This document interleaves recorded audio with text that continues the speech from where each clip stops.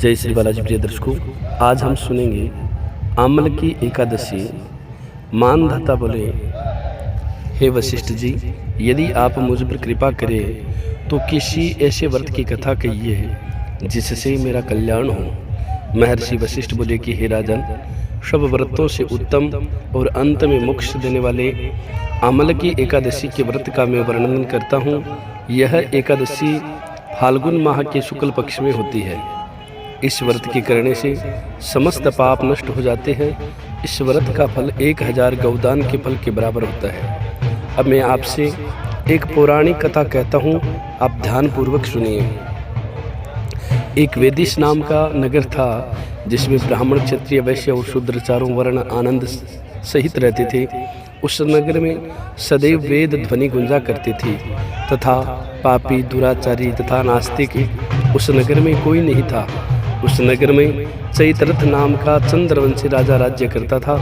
वह अत्यंत विद्वान तथा धर्मी था। उस नगर में कोई भी व्यक्ति दरिद्र व कंजूस नहीं था।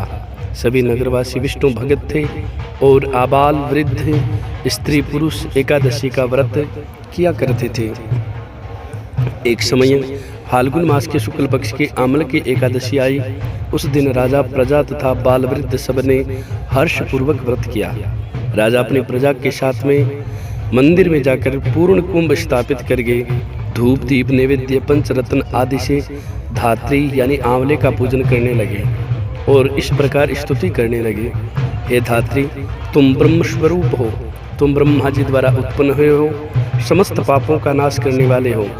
तुमको नमस्कार है। अब तुम मेरा अर्घ्य स्वीकार करो। तुम श्री रामचंद्र जी द्वारा सम्मानित हो।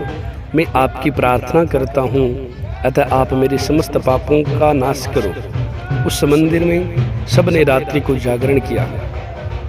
रात के समय वहाँ एक बहेलिया आया जो अत्यंत पापी और दुराचारी था। वह अपने कुटुंब का पालन जीव हत्या करके किया करता था। भूख और प्यास से अत्यंत व्याकुल वह बहेलिया इस जागरण को देखने के लिए मंदिर के एक कोने में बैठ गया और विष्णु भगवान तथा एकादशी महात्म्य की कथा सुनने लगा। इस प्रकार अन्य मनुष्यों की भांति उसने भी सारी रात जाग कर बिता दी। प्रातःकाल होते सब लोग अपने घर चले गए तो बहेलिया भी अपने घर चला गया। घर जाकर उसने भोजन किया। कुछ समय बीतने के पश्चात उस बहेलिया की मृत्यु हो गई। मगर उस आमल की एकादशी के व्रत तथा जागरण से उसने राजा विदुरथ के घर जन्म लिया और उसका नाम वसुरथ रखा गया। युवा होने पर वह चतुरंगिनी सेना के सहित तथा धन धान्य से युक्त होकर 1000 ग्रामों का पालन करने लगा। वह तेज में सूर्य के समान, कांति में चंद्रमा के समान, वीरता में भगवान विष्णु के समान और क्षमा में पृथ्वी के समान था। वह अत्यंत धार्मिक, सत्यवादी, कर्मवीर और विष्णु भगत था। वह प्रजा का समान भाव से पालन करता था। दान देना उसका नित्य कर्तव्य था। एक दिन राजा शिकार खेलने के लिए गया। देव योग से वह मार्ग भूल गया और दिशा ज्ञान न रहने के कारण उसी वन में एक वृक्ष के नीचे सो गया। थोड़ी देर बाद पहाड़ी मलेच्छ वहाँ पर आ गई और राजा को अकेला देखकर मारो मारो शब्द करते हुए राजा की ओर दौड़े। मलेच्छ कहने लगी कि इसी दुष्ट राजा ने हमारे माता पिता, पुत्र, पौत्र आदि अनेक संबंधियों को मारा है तथा देश से निकाल दिया है, अतः इसको अवश्य मारना चाहिए। ऐसा कहकर वे मलेच्छ उस राजा को मारने दौड़े और अनेक प्रकार के अस्त्र शस्त्र उसके ऊपर फेंके। वे सब अस्त्र शस्त्र राजा के शरीर पर गिरते ही नष्ट हो जाते और उनका वार पुष्प के समान प्रतीत होता। अब उन मलेच्छों के अस्त्र शस्त्र उल्टा उन्हीं पर प्रहार करने लगे जिससे वे मूर्छित होकर गिरने लगे। उसी समय राजा के शरीर से एक दिव्य स्त्री उत्पन्न हुई।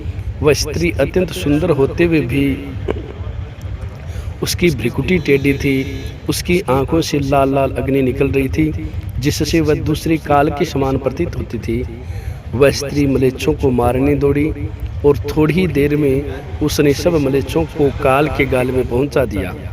जब राजा सोकर उठा तो उसने मलेच्छों को मरा हुआ देखकर कहा कि इन शत्रुओं को किसने मारा? इस वन में मेरा कौन हितैषी रहता है? वह ऐसा विचार कर ही रहा था कि आकाशवाणी हुई, हे राजा, इस संसार में विष्णु भगवान के अतिरिक्त कौन तेरी सहायता कर सकता है। इस आकाशवाणी को सुनकर राजा अपने राज्य में आ गया और सुखपूर्वक राज्य करने लगा। महर्षि वशिष्ठ बोले कि हे राजन, यह आमल की एकादशी के व्रत का प्रभाव था। जो मनुष्य इस आमल की एकादशी का व्रत करते हैं वे प्रत्येक कार्य में सफल होते हैं और अंत में विष्णु लोक को जाते हैं। प्रिय दर्शकों, अगर आप सभी को यह कथा अच्छी लगी हो तो आप इस वीडियो को ज़्यादा से ज़्यादा शेयर अवश्य करें। हमारे से जुड़े रहने के लिए हमारे चैनल को जरूर सब्सक्राइब करें। लेटेस्ट अपडेट पाने के लिए बेल के आइकन को दबाएं। सनातन धर्म में जितने भी व्रत त्यौहार होते हैं उन सभी व्रत त्योहारों की कथा, उन सभी व्रत त्योहारों के मुहूर्त इस रामदूत एस्ट्रो चैनल पर अपलोड किए जाते हैं। तो आप सभी से पुनः निवेदन करता हूं, आप हमारे से जुड़े रहने के लिए हमारे चैनल को ज़रूर सब्सक्राइब करें। जय श्री बालाजी, जय श्री राधे।